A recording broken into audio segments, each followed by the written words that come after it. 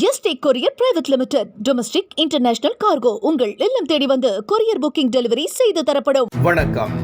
இன்றைய தலைப்புச் செய்திகள். வரும் 25ஆம் தேதி முதல் அமெரிக்காவிற்கான தபால் சேவையை நிறுத்துவதாக அஞ்சல் துறை அறிவிப்பு. அமெரிக்காவின் வரி விதிப்பு நடவடிக்கைக்கு எதிராக பதிலடி. முதலமைச்சரின் காலை உணவு திட்டம் நகர்ப்புற அரசு உதவி பெறும் பள்ளிகளுக்கு விரிவாக்கம். வரும் செவ்வாய்க்கிழமை முதலமைச்சர் மு.க. ஸ்டாலின் தொடங்கி வைக்கிறார். நாட்டிலேயே கடன் வாங்குவதில் முதலிடம் தமிழ்நாடு என்ற சாதனையை முதலமைச்சர் படைத்துள்ளதாக இபிஎஸ் குற்றச்சாட்டு. திமுக ஆட்சியில் அனைத்து நிலைகளிலும் ஊழல் எனவும் சாடல். அனைத்து சமூகத்தினரும் தூய்மை பணி செய்ய முன்வர வேண்டும், திருமாவளவன் வலியுறுத்தல். அஜித்தை அரசியல் வாரிசாக கருதினாரா ஜெயலலிதா? மீண்டும் வெளியான தகவலால் பரபரப்பு. இனி விரிவான செய்திகள். அமெரிக்காவிற்கான அஞ்சல் சேவையை வரும் 25ஆம் தேதி முதல் நிறுத்த உள்ளதாக தபால் துறை அறிவித்துள்ளது. $800 வரையிலான பொருட்களுக்கு சுங்கவரி இல்லாமல் இருந்த நிலையில் அதற்கு 50% வரியை அமெரிக்கா விதித்துள்ளது. இதற்கு கண்டனம் தெரிவிக்கும் வகையில் இந்தியா இந்த நடவடிக்கையை மேற்கொண்டுள்ளது.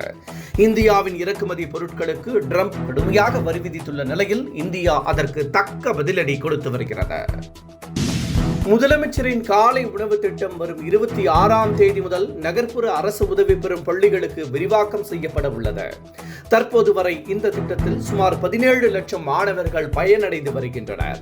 இனி 20 லட்சத்திற்கும் அதிகமானோர் பயன்பெறுவார்கள் என அரசு சார்பில் தெரிவிக்கப்பட்டுள்ளது. இந்த திட்டத்தை தொடங்கி வைக்க உள்ள நிலையில் பஞ்சாப் முதல்வர் பகவந்த் மான் பங்கேற்கிறார். நாட்டிலேயே கடன் வாங்குவதில் தமிழ்நாடுதான் முதலிடம் என்ற பெருமையை முதலமைச்சர் மு.க. ஸ்டாலின் ஏற்படுத்தியுள்ளதாக இபிஎஸ் குற்றம் சாட்டியுள்ளார். திருச்சி திருவெரும்பூரில் பரப்புரையில் பேசிய இபிஎஸ், அதிமுக கொடுத்த அழுத்தத்தால் தான் மகளிர் உதவித்தொகையை திமுக அரசு வழங்கியதாக கூறினார். திமுக ஆட்சியில் உயர்நிலை அதிகாரிகளில் தொடங்கி கடைநிலை ஊழியர்கள் நியமனம் வரை ஊழல் குடிகட்டி பறப்பதாகவும் குப்பைக்கு கூட வரி போட்டு மக்கள் பணத்தை சுரண்டுவதாகவும் இபிஎஸ் சாடியுள்ளார். மத்திய உள்துறை அமைச்சர் அமித்ஷாவை சி.பி. ராதாகிருஷ்ணன் சந்தித்து வாழ்த்து பெற்றார். குடியரசு துணைத் தலைவர் வேட்பாளர் தேர்தலில் தேசிய ஜனநாயக கூட்டணி சார்பில் சி.பி. ராதாகிருஷ்ணன் போட்டியிடுகிறார். அவர் ஒவ்வொரு தலைவர்களையும் சந்தித்து வாழ்த்து பெற்று வருகிறார். இந்த நிலையில் அமித்ஷாவை சி.பி. ராதாகிருஷ்ணன் சந்தித்து வாழ்த்து பெற்றார். குடியரசு துணைத் தலைவர் தேர்தலில் போட்டியிடும் இந்தியா கூட்டணி வேட்பாளரும் ஓய்வு பெற்ற நீதிபதியுமான சுதர்சன் ரெட்டி இன்று சென்னை வரவுள்ளார். தியாகராய நகரில் உள்ள அக்காடு ஹோட்டலில் தங்கும் அவர் முதலமைச்சர் மு.க. ஸ்டாலினை நேரில் சந்தித்து ஆதரவு திரட்டுகிறார்.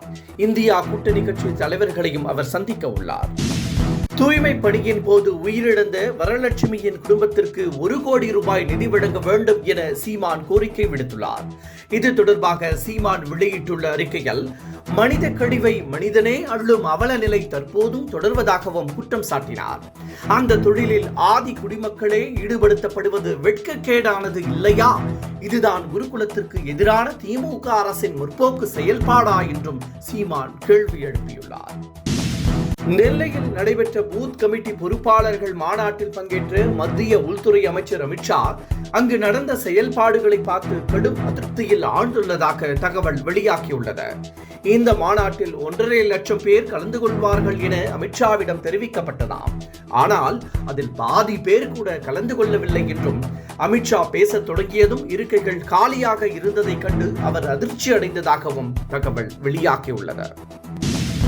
மதுரையில் தமிழக வெற்றி கழகத்தின் மாநாட்டை நடிகர் விஜய் நடத்தி முடித்துள்ள நிலையில் அவருக்கு சிலர் ஆதரவு தெரிவிக்கும் வகையில் ஈடுபட்டுள்ளனர். இனி திமுகவிற்கும் தாவேகாவுக்கும் இடையேதான் போட்டி என சிலர் கூறியுள்ளனர். புகழேந்தி, அழகுராஜா ஆகியோர் ஒரு படி மேலே சென்று எம்ஜிஆருக்கு அடுத்து நடிகர் விஜய் தான் என ஆதரவு கொடுக்க ஆரம்பித்துள்ளனர். அனைத்து சமூகத்தினரும் தூய்மை பணி செய்ய முன்வர வேண்டும் என திருமாவளவன் தெரிவித்துள்ளார். சென்னையில் தூய்மை பணியின் போது வரலட்சுமி என்பவர் மின்சாரம் தாக்கி உயிரிழந்தார்.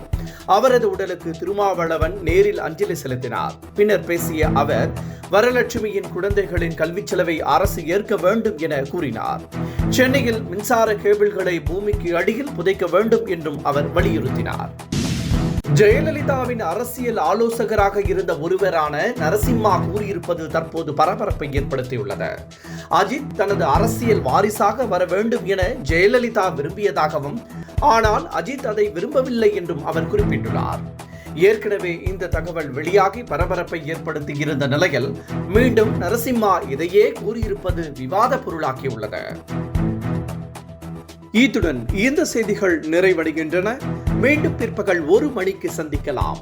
வணக்கம். Yesterday courier private limited domestic international cargo உங்கள் இல்லம் தேடி வந்து கொரியர் புக்கிங் டெலிவரி செய்து தரப்படும். என்றும் உங்களுடன் மை இந்தியா. முக்கிய செய்திகளை உடனுக்குடன் தெரிந்து கொள்ள சப்ஸ்கிரைப் பண்ணுங்க, பெல் பட்டனை பிரஸ் பண்ணுங்க. என்றும் உங்களுடன் மை இந்தியா.